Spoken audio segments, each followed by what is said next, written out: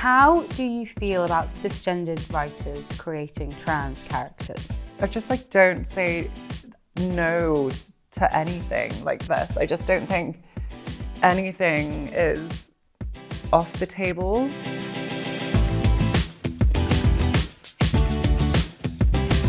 Hello and welcome to Love Lives, a podcast from The Independent where I, Olivia Petter, speak to different people about the loves of their lives. Today I am so excited to be speaking to Nicola Dinan, author of one of the most highly anticipated novels of the year, Bellies. There is already a TV adaptation in the works from the same production company who made Normal People.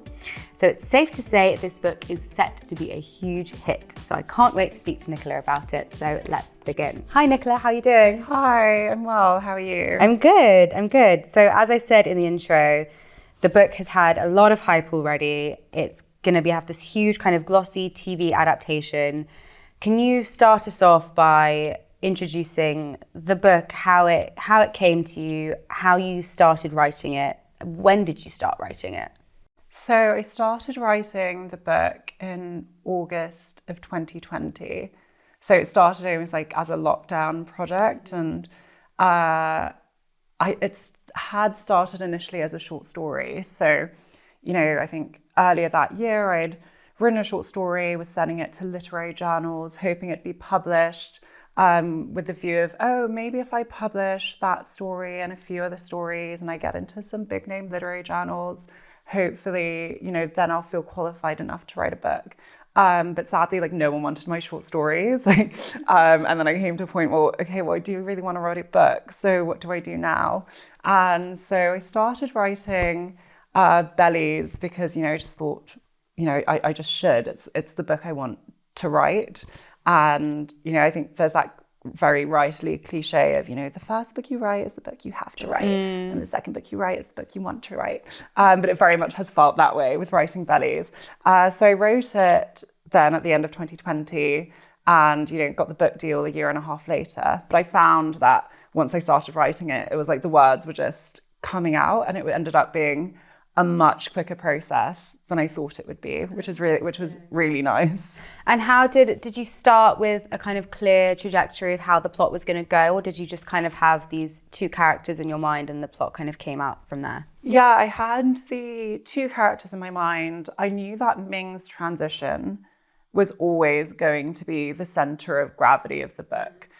But as I moved on with the writing, it became really evident that the book was much bigger than Ming's transition and its impact on her relationship with Tom.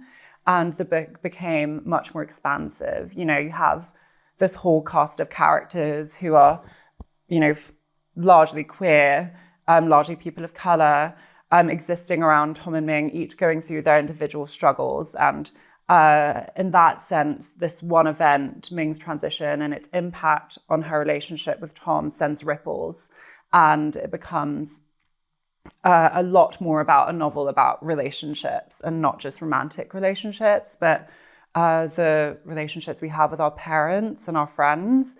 And so I didn't quite anticipate when I started Bellies that it would speak to so much more than being trans. Yeah, no, I think it really does. And I think I'm so excited to see the conversations that it starts when it's on the big screen, because I think with books like this, it's so important that they have that maximum visibility, I think, to start those really important conversations, because it's so, we have nothing like this really, and it's about time that we finally have stories like this on a kind of mainstream level.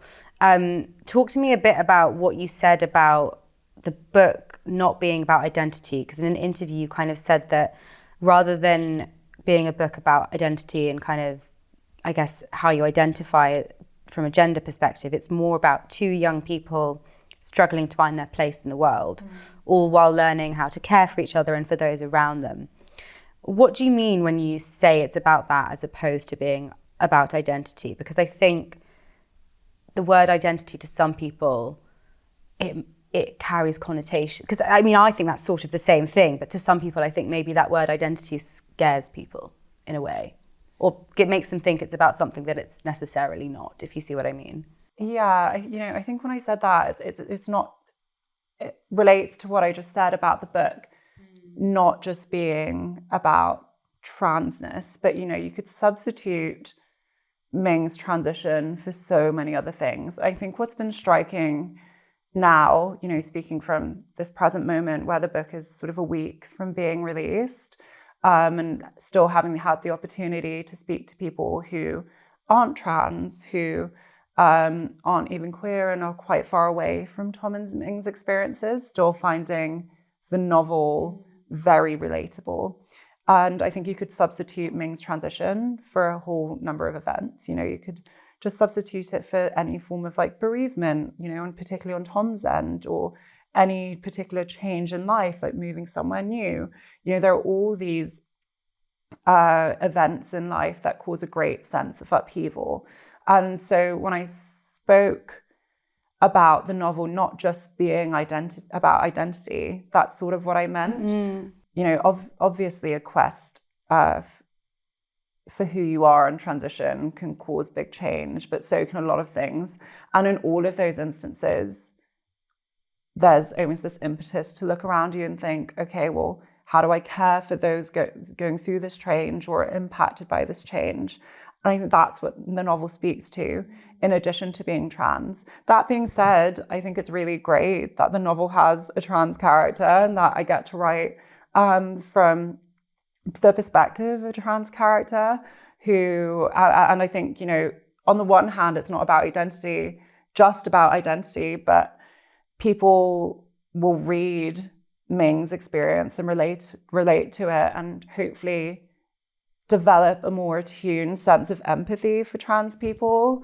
And, you know, that's something that I think we need. You know, there's such a almost quite like devilish portrayal of like, you know, trans people in the media. You know, people think we're like injecting testosterone into kids as like Capra Suns or something.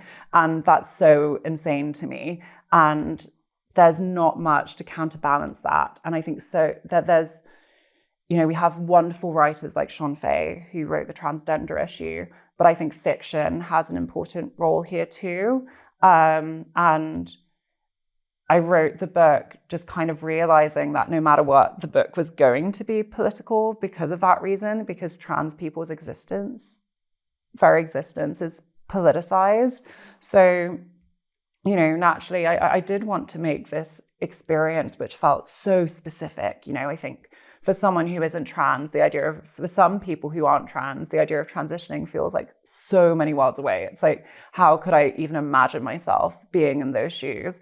But I think hopefully a book like Bellies just makes it feel a little bit more universal. Yeah, and I think what you said about popular culture is so important because it does have such a crucial role in terms of shaping perceptions and eliciting that empathy in a way that is just fundamentally much harder to do with nonfiction, I think. And so I think it will really kind of tap into, like you said, that kind of deeper level of understanding and relatability, like you said, and unexpected relatability for a cisgendered person, I think, as well. Yeah, I think so. And, you know, one thing I've heard from some people who have read the book, and tends to be people who are maybe slightly older, and maybe haven't encountered a trans person before. You know, I've been told that Bellies taught them a lot. And that's a very surprising thing. It's a very scary thing because I'm like, I didn't write a book to suddenly be someone's teacher. You know, I'm not like professor of trans studies at trans university. And yet suddenly I feel this burden from having this book that might have a meaningful impact on people. But I do think it's something to embrace and also something to be cautious of, you know, just as well as like books can teach meaningfully about experiences. They can also, you know, detract from a meaningful perspective on certain experiences. And I think we've had a lot of the latter about trans people. You know, I just think of like Buffalo Bill from, what's it called? Silence of the Lambs. Like that just like popping up in my head. And I just think we've had a lot of that. And yeah, I'm so excited to be part of like a wave of fiction that maybe tries to reverse that a little bit. Definitely. And you write the book both from Tom's perspective and from Ming's perspective. Why do you think it was important to you to have both of their voices in the book and have them kind of running alongside each other? And how do you think that helps create the depth and the complexity of each of these characters? I think it's so necessary because I think if you've read Tom's perspective or just Ming's perspective alone, particularly because there's a lot of conflict between them throughout the novel, you might read it all from Tom's perspective and be like, wow, like Ming's a dickhead. Or you might read it all from like Ming's perspective and be like, Tom fucking sucks. But there's this real importance for me as a writer to present a sense of judiciousness. And it is, I think some writers love to write books with unreliable narrators and not have any form of like check and balance. And that in itself is a really interesting literary trope. But because my book is like fundamentally about relationships and fundamentally about how, you can feel like someone's done so much wrong to you, but often the reality is that they were just trying their best and that they weren't intending to cause harm, or they were just doing what they needed to do at that moment with the tools that they had. And that is a very painful and, unfair reality that you kind of have to come to terms with as you become an adult, that there's not this conspiracy against you, and that often people are just trying their best. And I think it would have been really hard to communicate that. Yeah. Had it just been from one of their perspectives. You would have looked at, I'm just thinking of, for example, the play that Ming wrote, so in the novel, Ming writes a play called Thin Frames, which is in part based on her and Tom's relationship. And this sort of, like, there's almost a united view amongst Tom and his friends, or the friends who are closer to him, that the play was like wrong and exploitative. But I do think from Ming's perspective, you see, okay, well, why is she, such a careerist, and why is she so ruthlessly ambitious? I think through having insight into her own perspective, you see she's incredibly afraid to be alone. And she's thinking, well, if I'm going to be alone, well, I might as well have a career. And, when you understand where someone's coming from, it builds a sense of compassion for both the characters. I think compassion is at the core of the novel. And so it wouldn't have really made sense for me also to have written it in any other way. But also, from writing the perspective of like transitioning, I think if it was just from Ming's perspective, and I think a lot of people would just expect this book to be by a trans character, or rather written from the perspective of a trans character if it involves transition. But, I was trying to make it feel a bit more universal, to not just be about the transition, which is why, by the way, there aren't that many details about Ming's like physical transition, although we're aware it happens. We don't spend much time with her through that process. And it's because I wanted to focus on the impact of transition as a relational thing, and having two perspectives, both Tom and Ming's, really helped to achieve that. Yeah, it's so interesting because I think we have a very one-sided view of relationships in life, don't we? Because even if it's, obviously we only experience our own experiences in a relationship, but we also only experience a one-sided view from the relationships of our friends because we only get their perspective, unless we're friends with both people. But, generally, if we're only friends with one person in a relationship, you do get a very biased view. And I think, like you said, you end up just, thinking, oh, well, they're a dickhead. Yeah. It's actually just not a helpful way to view humanity or romantic relationships. And it like really inhibits growth anyway. So I think it's a useful tool for life to think about it from both sides. It sounds so simple, but I feel like none of us do that. True. It's like everyone talks about like political polarization, like, wow, like the left is so polarized from the right. But it's like, have you examined the polarization with your boyfriend? Yeah. It's like, it's crazy. It's romantic polarization. Yeah, or like even polarization with your friendship group. That kind of polarization and siloing and echo chambering happens, in every aspect of our day to day. I think what's so fun for me as a writer as well is like, having to write both sides of a relationship, I almost like check myself. It's like I'm being like forced to do that exercise of putting myself in someone else's mind. And, at times in the book, I feel more aligned with Tom. And at other times in the book, I feel more aligned with Ming. And feel like a sense of anger for the other person. But then when I switch the perspectives, it sort of levels me out a bit. I think it is something I can kind of take into my actual life. Yeah. It'd be useful for all of us to do that. Yeah. And do you think of this book as a love story? Or if you had to kind of categorize it in any genre, would you say it's a romance book? I think the like literary fiction author, quote unquote, in me is like at any sense of like genre, I sort of squirm because I'm like, oh, like what if that's like a reductive way to look at it? But you know, I can't admit that there's a lot of love in the novel, but I think it's, you know, there's a sense of subversion of that idea of a love story, because I think the novel is looking at how does love transform. It's looking at the existence of multiple kinds of love. You know, I rarely see books about friendship being described as love stories, but I often think they should be. You know, I think those are perhaps like some of the most meaningful relationships and long-lasting relationships I will ever have in my life. And the love and care in those relationships are so rich. And, you know, maybe I would want those novels about friendship to be described as love story too. So in actual fact, like maybe I will claim love story for this. Yeah, you know? I think we just have a very reductive view of love stories, as you said. And I think when we socially think about love, we do tend to think about romantic love. Yeah, well, I think unfortunately. I think, you know, it's not just that we have a reductive view about love stories. I think we have like quite a reductive view about love. And, you know, I've been to like a few weddings and I really enjoy them. It's so fun to like celebrate, you know, like friends coming together, like family coming together. But I suppose the one thing I've always found odd about weddings, and I suppose because there's such a huge expense, in order to like kind of justify the expense and the whole, you know, charade, or I maybe shouldn't say charade, but, you know, the whole event, there's this need to say, well, a romantic partner is the most important thing, because why else would we be here?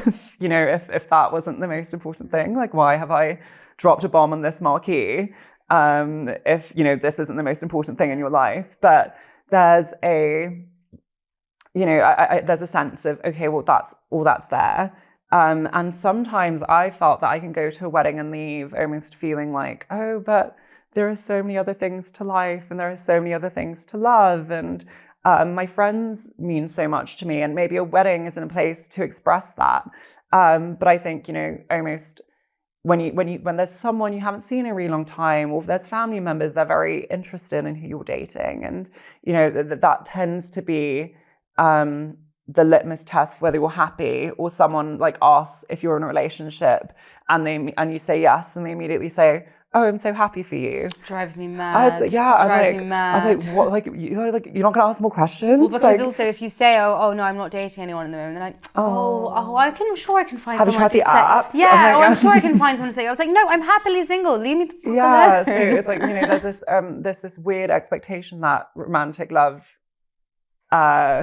equals happiness. I do think that's just like symptomatic of that like reductive act we take towards love. It's this idea that romantic love is going to save you from something. And it's like, no, you're like, going to save yourself. I wish. The only person that can save you from anything is you. There's so many lines that stand out to me in the book that I want to ask you about, but one that I wanted to bring up was when Tom tells Ming that he came out late and then adds, nobody wants to admit that people leave the closet but not the room.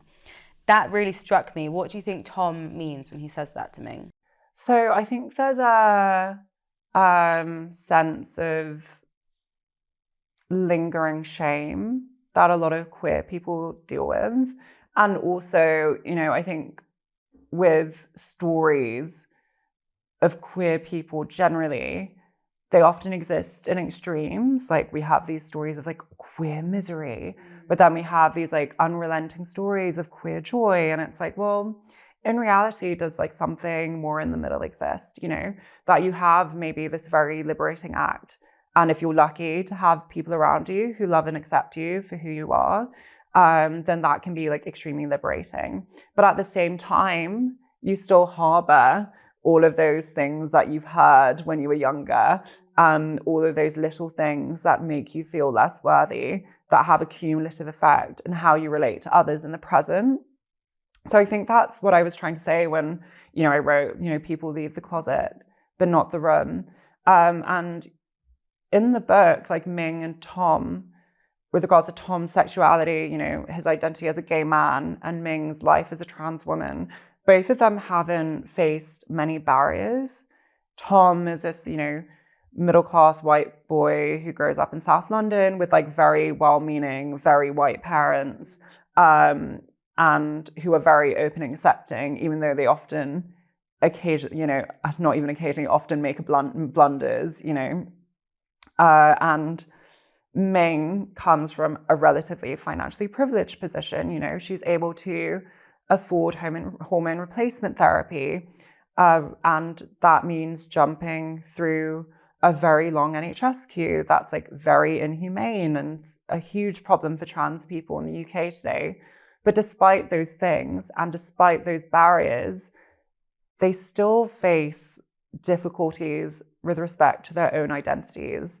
And I think in that way, we almost underestimate those little things we pick up as children and as teenagers, before we have a real sense of ourselves, or before we've formed a fully actualized version of ourselves.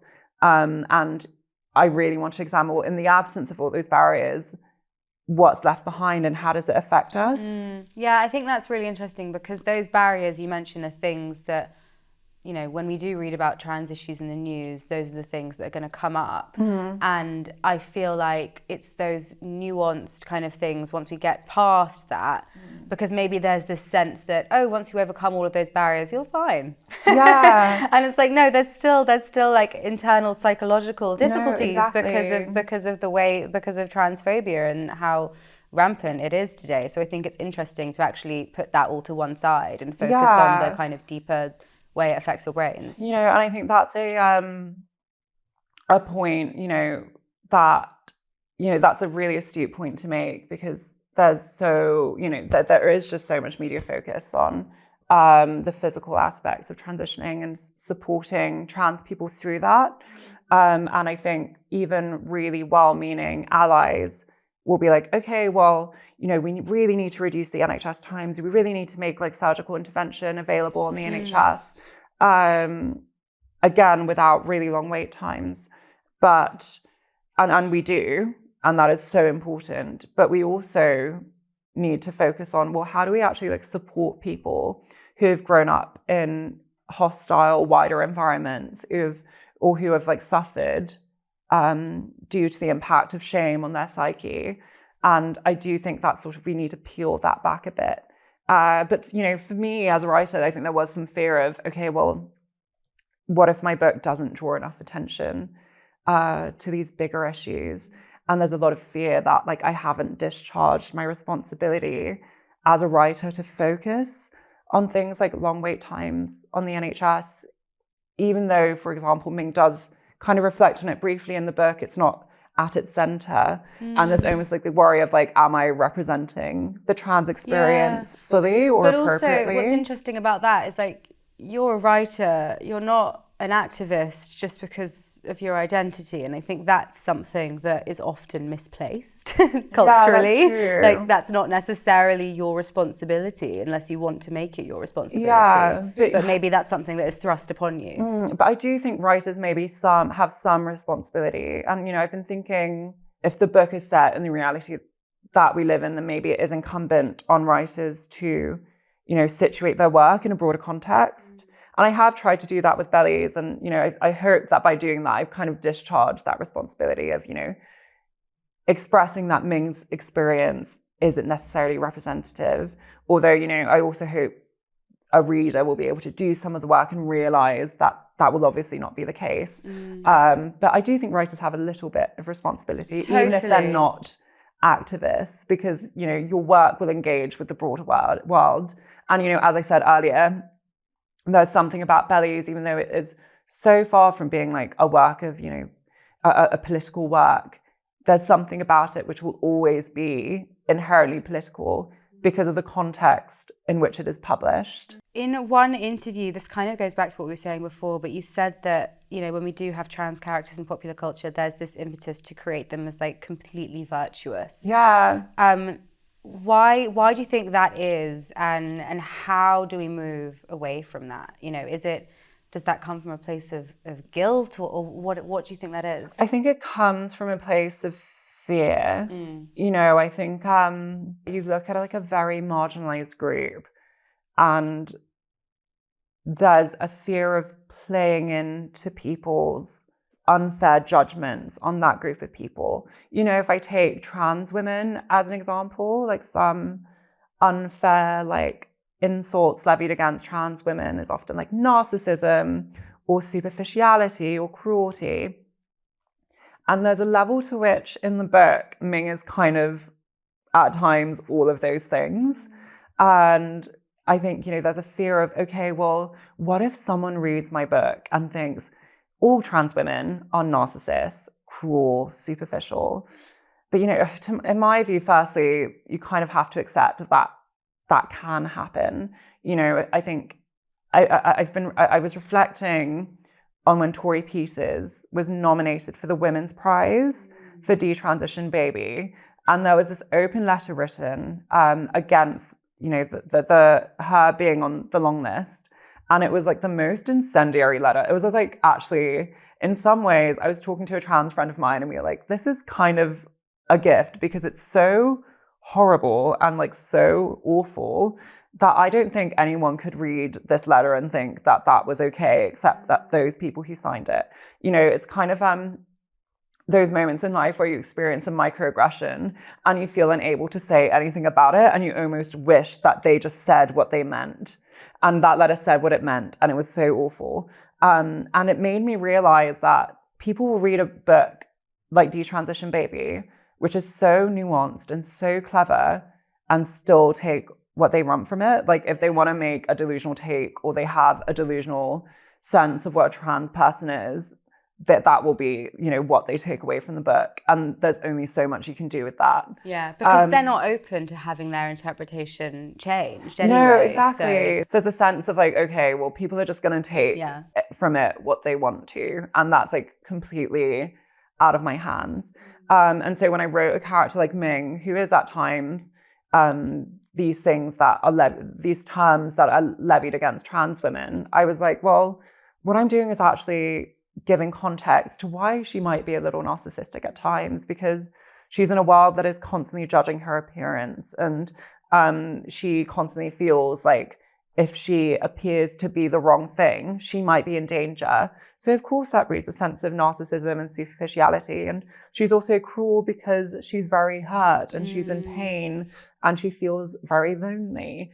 And, you know, I think rather than looking at, okay, well, this is just something she inherently is, if you give context to those experiences, they suddenly become a bit more meaningful, but they also lose their power in terms of being used against her as like, she is this way because there's like something inherently wrong with her, you know. So, but I think it's kind of necessary, you know, in order to create empathy for a character, to make them a little fallible. But that's very scary to do, you know. And I think it's so much of the novel is like centered around vulnerability. Like the title as well is basically a novel. It's essentially about vulnerability. You know, it's about showing your belly to someone where all your organs are, in the fear that they're just going to gut you and walk away. So, but at the same time, as a writer and as a trans writer, it's also kind of a vulnerable act to put out a character who might just be received the wrong way and not be seen for who she is, but only for these actions read without context. Yeah. But I think it's important as a writer, you know, just as it's important in relationships to be vulnerable, to be close to other people and to have people understand you and empathize with you and for you to empathize with them. I think it's important to be vulnerable too and put characters out there that without quite knowing how a public will respond. And I think, but at the same time, you kind of have to take that risk to create meaningful characters that people find relatable. How do you feel about cisgendered writers creating trans characters? So, you know, I just like don't say no to anything like this. I just don't think anything is off the table right off the bat. You know, then we have to kind of look at, okay, well, how do I write these experiences well, right? Mm-hmm.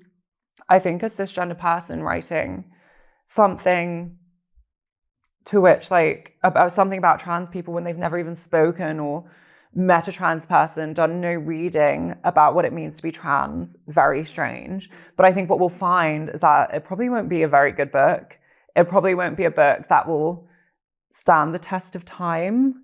And I think a lot of writers, I think particularly of an older generation, though that is like a very blanket statement, but I think too often these cultural issues are just painted as generational divides when it's much more complicated.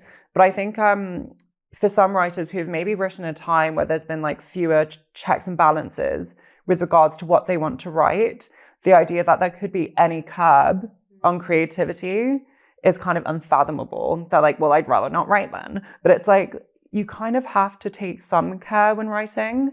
I've said this a lot, in other talks and things where I think there is like a fine line between care and censorship. And it might be a fine line and it's sometimes like difficult to navigate, but the line is there. And I think it's important to take care regardless. And the further you write away from your own experience, the more care you have to take, the more research you have to do. And I think there's a greater responsibility on that writer to do that work. But I think some cis people have really close relationships with trans people that are worth writing about. The Argonauts by Megan Nelson, I always say is such a good example of, a cisgender woman writing so meaningfully on like a queer family, which involving a trans parent, her partner, Harry Dodge. And it's such a beautiful book.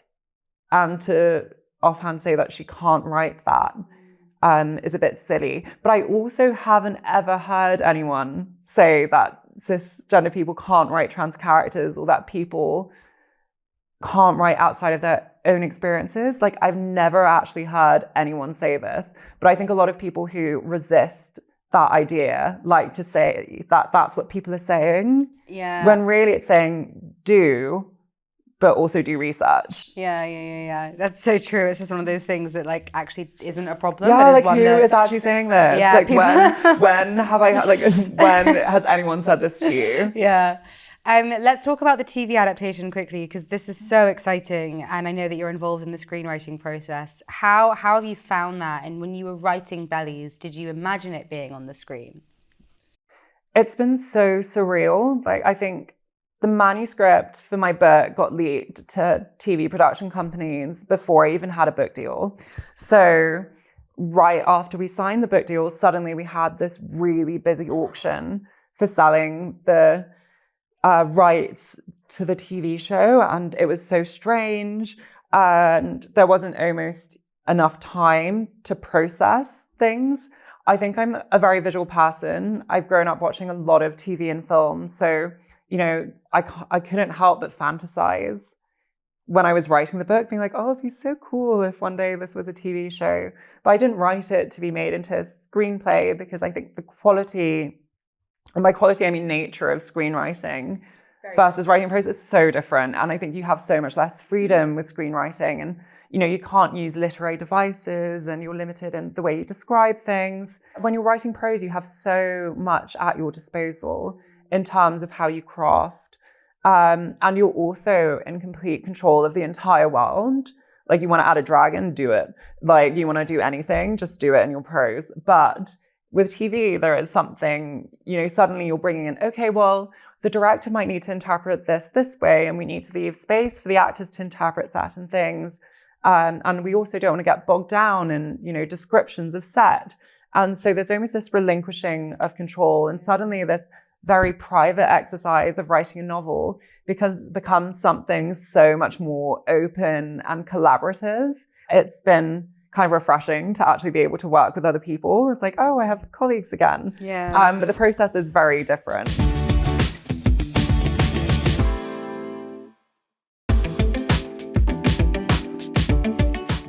Okay, let's move on to the loves of your life that you've chosen. So the first one is an item of food that reminds you of home. So tell us what you've chosen. So I've chosen roti canai. Malaysians will know. It's like basically this delicious, flat, like kind of prata, but very, very buttery, oily. You see the dough before it's cooked on the griddle, and it's just this like white ball, slicked up ball. And then it's like flattened and rolled into a spiral. And it's just cooked. And as you pull it apart, it's like doughy and delicious. And you dip it in fish curry, chicken curry. It just coats it in this red wash, and it's so delicious. And whenever I go back home to Malaysia, we go straight from the airport and we'll go stop in a mamak store, which is, derived from like Tamil Muslims who cook these like traditional Tamil Muslim recipes, including roti canai. And we'll just eat it and then go home. And it just feels like homecoming to me. And whenever I miss home, I stop by Roti King in Euston, pay an obscene amount for 2 pieces of roti canai just to feel a little bit closer to home. But, I sort of mention it because it just reminds me of family, Malaysia, where I grew up, and all of my friends from home as well. Do you go back to Malaysia very much? So I go back about once a year, which never feels like quite enough. And I haven't really lived there since I left school when I was 18 to move here. But that's what was so nice about writing Bellies and getting to write about Malaysian food. Ming is Malaysian, and Tom and Ming go back to Malaysia in one chapter. And I think that's probably one of my favorite chapters in the novel. And they're sort of exploring Kuala Lumpur together. They're going round eating all the food that Ming wants Tom to try.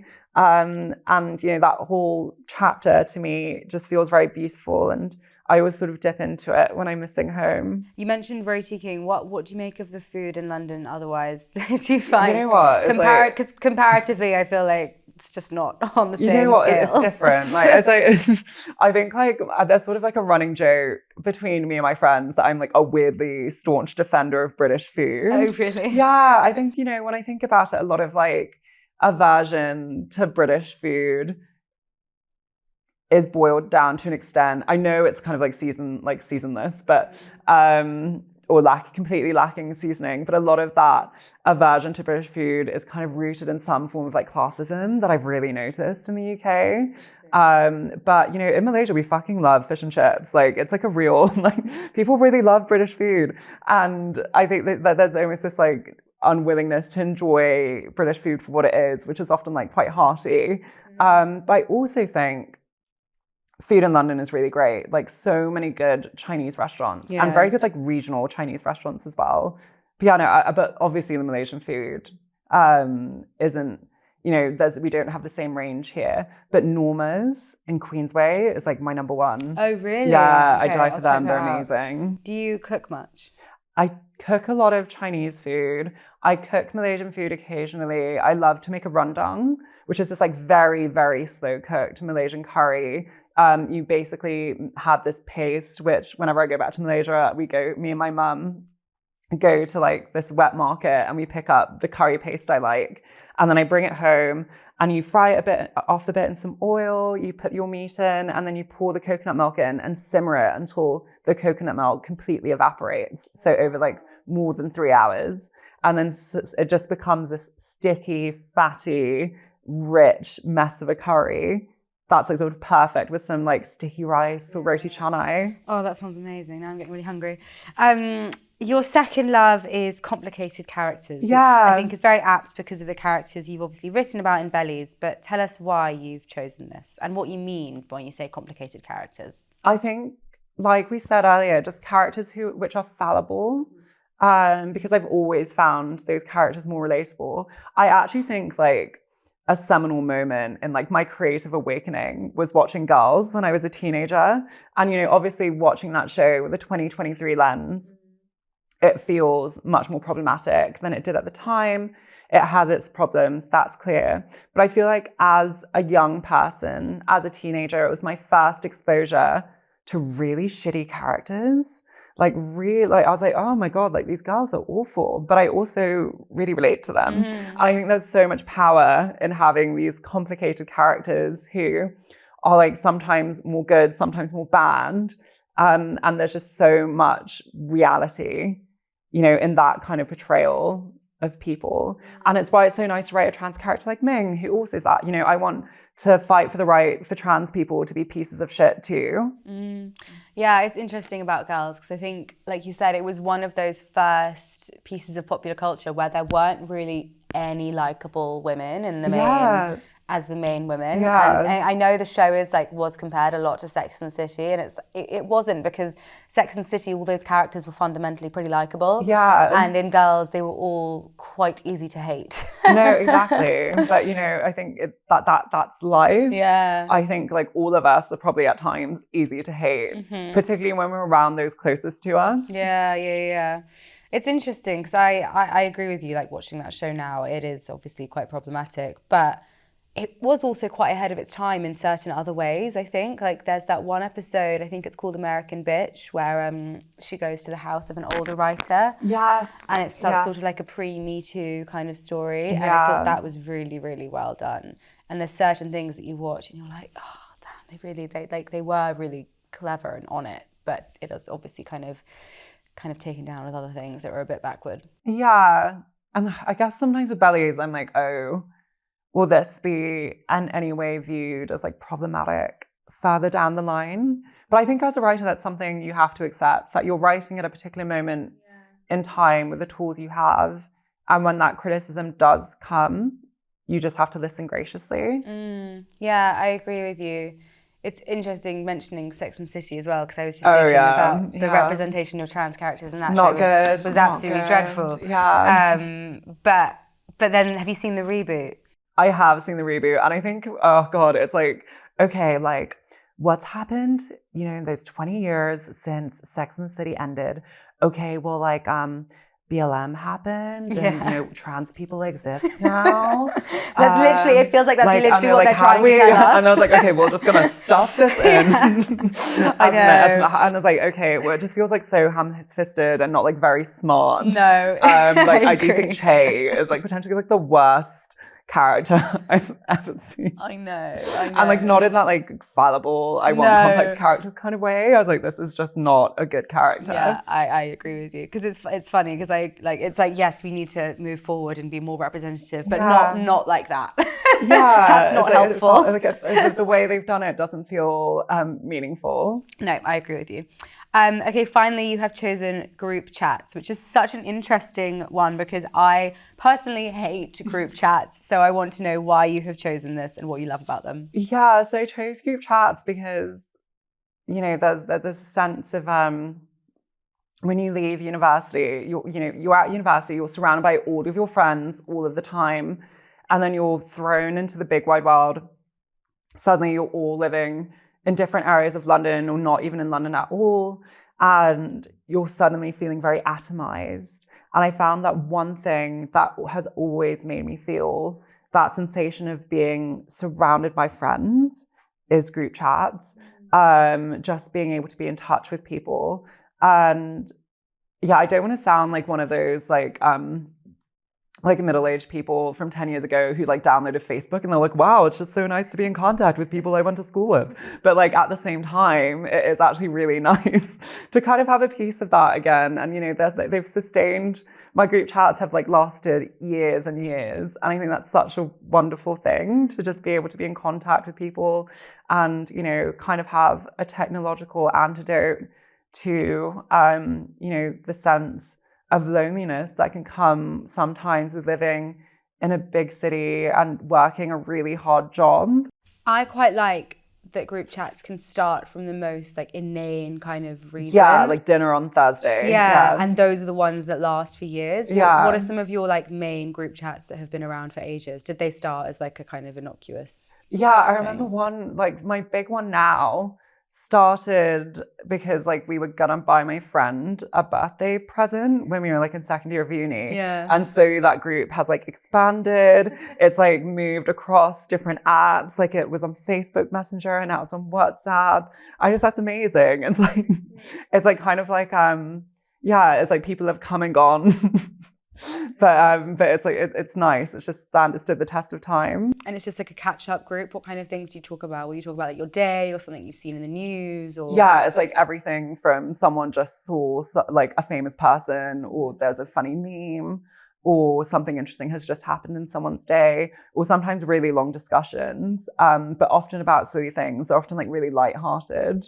And it's a perfect example of what we were talking about like maybe sometimes an unhealthy echo chamber. But sometimes those echo chambers are comforting and necessary. Yeah, well, I think with dating, group chats are particularly comforting and necessary because you can be like, this person is an asshole. Look what they just said. Also, lots of screenshots from dating apps go into the chat as well. I can imagine. That's it for today. Thank you everyone so much for joining us. You can listen to Love Lives on all major podcast platforms. You can also watch us on independent TV, all major connected devices, and all social media platforms. I will see you soon. Bye.